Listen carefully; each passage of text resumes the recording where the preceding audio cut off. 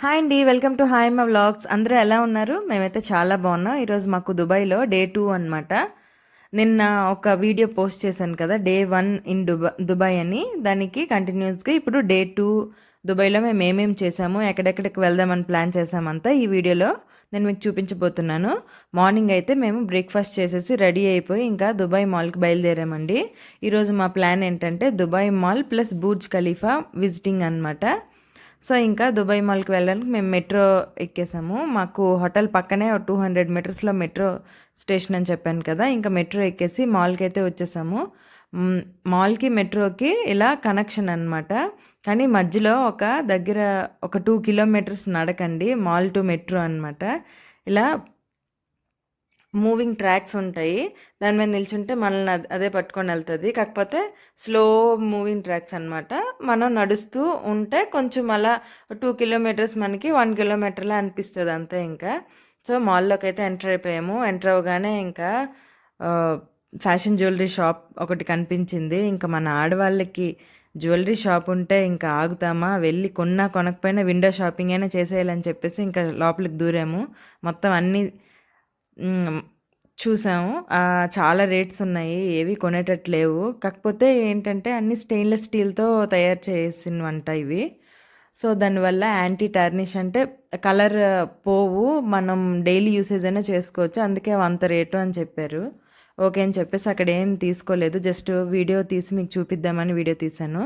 ఇప్పుడు ఇంకొక షాప్ అండి. ఇక్కడ ఇవైతే 5 ఫర్ 49 ఏడి అంట. అంటే 1 ఏడి అంటే మన ఇండియన్ రూపీస్లో 22 రూపీస్ అనమాట. అలా మనం లెక్కేసుకోవడమే ఇంకా. సో అవి కూడా అలా చూసేసి వచ్చేసాము. ఇక్కడ మొత్తం మాల్లో ఇవాళ అన్ని షాపింగ్ అంతా ఉంది. ఈ మాల్ ఏంటంటే చాలా పెద్ద మాల్ అండి. వరల్డ్లోనే సెకండ్ లార్జెస్ట్ ఏరియా అంట ఈ mall. First Iran mall first, second అయితే దుబాయ్ మాలేనండి. వరల్డ్లోనే సెకండ్ లార్జెస్ట్ మాల్ అంటే చూడండి ఎంత పెద్ద మాల్లో. ఈ ఎంట్రన్స్ నుంచి ఆ ఎంట్రన్స్కి వెళ్ళాలి కన్ఫ్యూజ్ అవ్వాల్సిందేనండి. మాకైతే పిచ్చెక్కిపోయింది. ఈ ఎంట్రన్స్కి వచ్చాము, మళ్ళీ ఆ ఎంట్రన్స్కి వెళ్ళాలంటే ఎలా ఇంకా అందరిని అడిగినా ఎవరికి క్లారిటీగా తెలియదు అనమాట.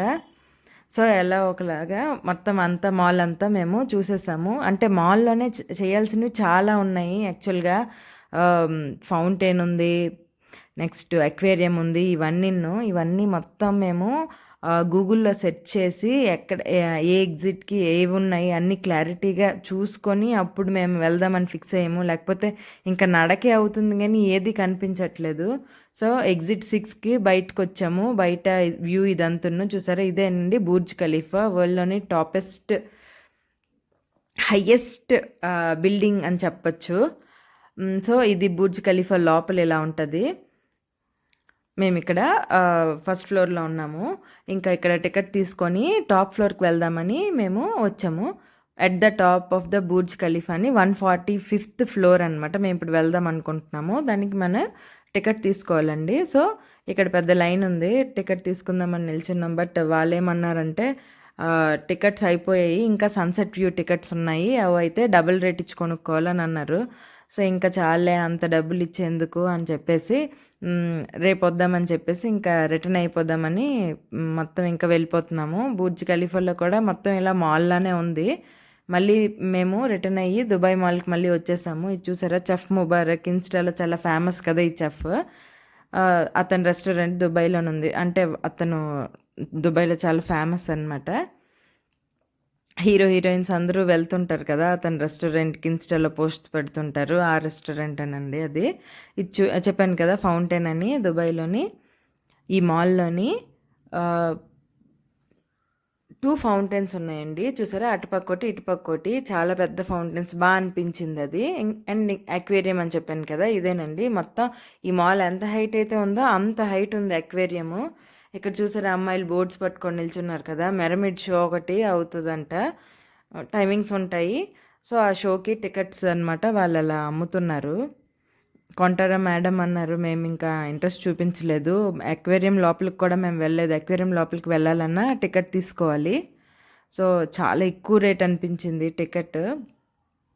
ఇంకొక బూర్జ్ ఖలీఫాకే, టాప్ ఆఫ్ ద బూర్జ్ ఖలీఫాకి వెళ్దామని మేము ఫిక్స్ అయిపోయాము. ఇంకా అదే పక్క రోజు వెళ్దామని ఇంకా రిటర్న్ అయిపోయాము. మరి ఇంకా దేనికి వెళ్ళలేదు. సో బయట నుంచే ఈ అక్వేరియం అది చూసేసాము. ఇదైతే స్కేటింగ్ ట్రాక్ అండి. మొత్తం ఐస్ రింక్ అంటారు ఇక్కడ. దాన్ని కూడా అవర్లీ బేసిస్ అనుకుంటా. మనీ కడితే ఇంకా స్కేటింగ్ చేసుకోవచ్చు. ఎవరైనా పిల్లలు, పెద్దలు. టైం ఉంటది. Time limit. మొత్తం మాల్ అంతా ఒక లుక్ ఏసుకొని ఇంకా ఇంటికి బయలుదేరామండి. Thanks for watching.